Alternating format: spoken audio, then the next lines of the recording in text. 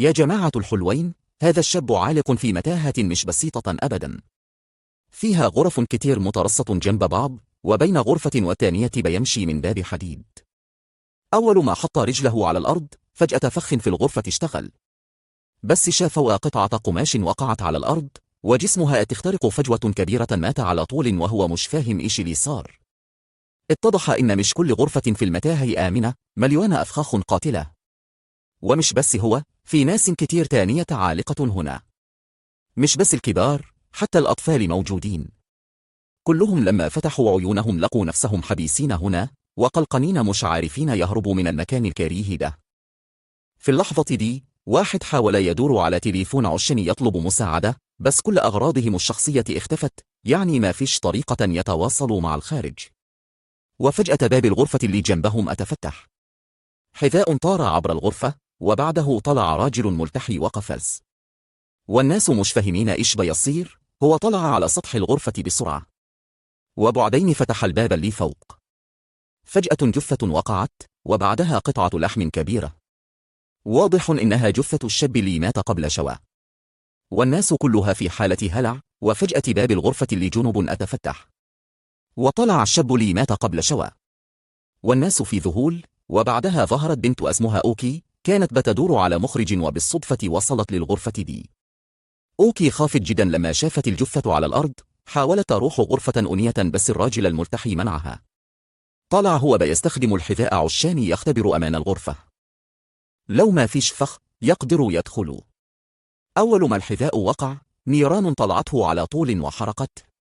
يعني الراجل الملتحي فعلا أنقذ أوكي من موت محقق. بعدها فتح باب غرفة تانية ورمى حذائه فيها، والمرة دي ما صار شيء. كل الناس اتبعت الأسلوب ده ودخلوا الغرفة بأمان مؤقت. وشوية بعدين لقوا راجل تاني اسمه توكودا، عالق في المتاهة ومستني حد ينقذه. لما شاف الناس فرح كتير، فكر إنهم جايين ينقذوه، بس اكتشف إنهم كمان عالقين. وبدأوا يتحركوا مع بعض. بعدين الولد يكتشف أرقاما مكتوبة على الباب، لكنه ما عرف معناها إلا لما دخل الغرفة. كان فأكر الغرفة آمنة بسبب اختبار الحذاء، بس فجأة الكهرباء قطعت، ورأسه نزلت مراوح حادة كأنها شفرات سكاكين. ما فيش حد تكلم، الكل عرف إن لو المراوح لمست حد يعني هي تفتت. بدأوا يركضوا يدوروا مخرج، بس كل الأبواب مقفولة إلا باب في الأرض.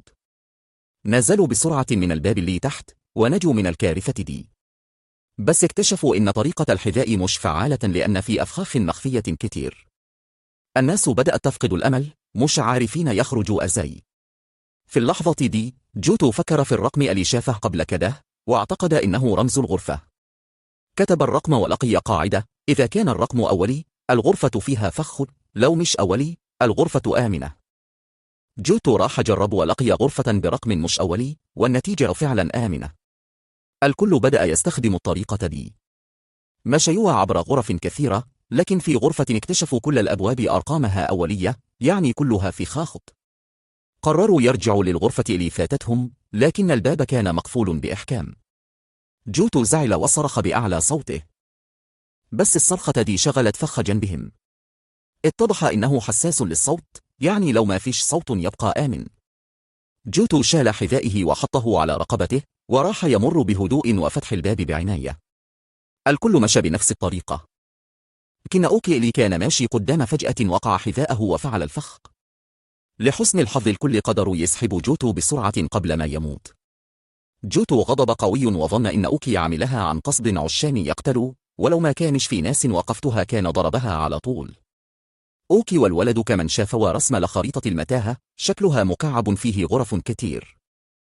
حسب حجم المكعب على الحائط، حوالي 800 غرفة. واللي صعب إنهم مش عارفين موقعهم بالضبط. لازم يستمروا يمشوا.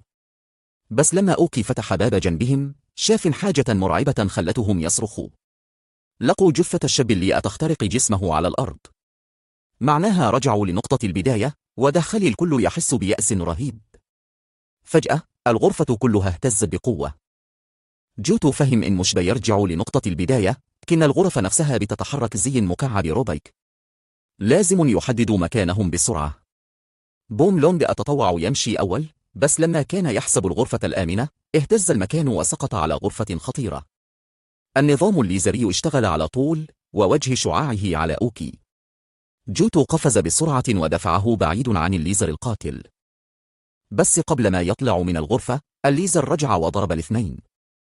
بوم لونج أنقذهم ورجعهم لغرفة آمنة، لكن هو نفسه ما قدرش يهرب قبل ما يصاب بالليزر. يا شباب، تذكرة الخروج من الأرض. بعد رحيل الأخ بوم لونج الكل طاير دماغه خايف يكون هو الضحية الجاية. بس جوتو لا، راجل بر قاعد يحسبها صح وبسرعة لقي سر. الأرقام على باب كل غرفة. يا إلهي، دي إحداثيات الغرفة بالضبط. حسب حساباته مش بعيدين عن طريق الهروب، بس باقي 24 غرفة. يلا بينا نتحرك. جوتو قادهم وكانوا فاكرين خلاص قربوا يهربوا من الجحيم ده، بس لا يا جماعة، ربنا لعب لعبته. دخلوا غرفة فيها فخ وفجأة اتفاعل على طول. الغرفة تقسمت نصين، توقد وأخي اتحبسوا في جهة وجوتو وأوزا في الجهة الثانية. حاولوا يكسروا الحاجز بس ولا فايدة، ما فيش حل غير إنهم ينتشروا في اتجاهين. توقد ما عندوش دماغ عبقري فاعتمد على حذائه في الاستكشاف. وجوتو وفريقه دماغ 300 شغالة على طول. التنقل كان سلس، لكن على جهة توقد حصلت مصيبة. أخي كان شايل حقد لأنه قبل كده توقد شتمه. قرر ينتقم، دفع راس توقد في فتحة الباب وبعدها ضرب الباب بقوة على راسه. النتيجة توقد ودع الدنيا وخلص. التضغط في الفتحة والباب ضربه جامد، يعني توقد راح على طول. أما الثلاثة التانيين لسه بيدوروا على الطريق الصح. لازم يطلعوا من متاهة المكعب. رغم البطء لكن في الآخر نجحوا. جوتو وأوزا وصلوا للغرفة الأخيرة بس قدامهم جرف عميق. وفي اللحظة دي لقوا غرفة بتتحرك فجأة. جوتو فهم دي مصعد، ولي هو طريق الهروب الوحيد من المتاهة دي. لقوا الغرفة الأخيرة رقمها 999، بس المشكلة من يعرف الغرفة دي في. فجأة أوزا قالت إنها شافت الرقم ده قبل كده. اكتشفوا إنهم مروا بالغرفة دي قبل كده من غير ما يحسوا. فالثلاثة رجعوا بسرعة وبعد شوية لقوا بعض تاني. أخي شاف إن توقد اختف. لما سألوا كذب وقال إنهم دخلوا الغرفة الغلط وفخها قتل توقد والدم كان على جسمه كامل. لكن أوزا شكت وكشفت الكذبة لجوتو. أخي حس إنه انكشف وقرر يقتل الكل عشان يخفي جريمته.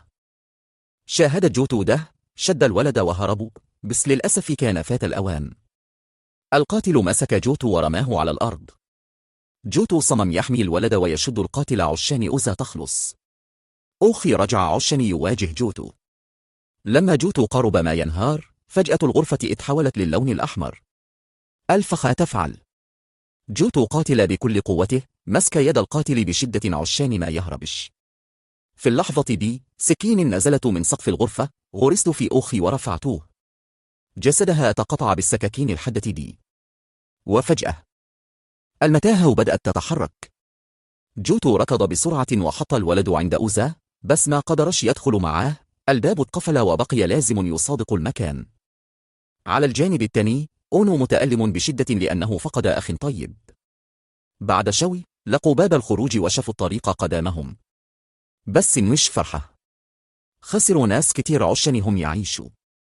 أوزا قررت تفضل هناك لأنها فهمت إن حياتها مش مناسبة برا.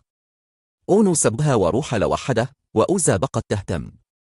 بسط وراه للولد وبعدين رجعت للمتاهة لوحدها. وفجأة في عيونها بيانات كثيرة تظهر.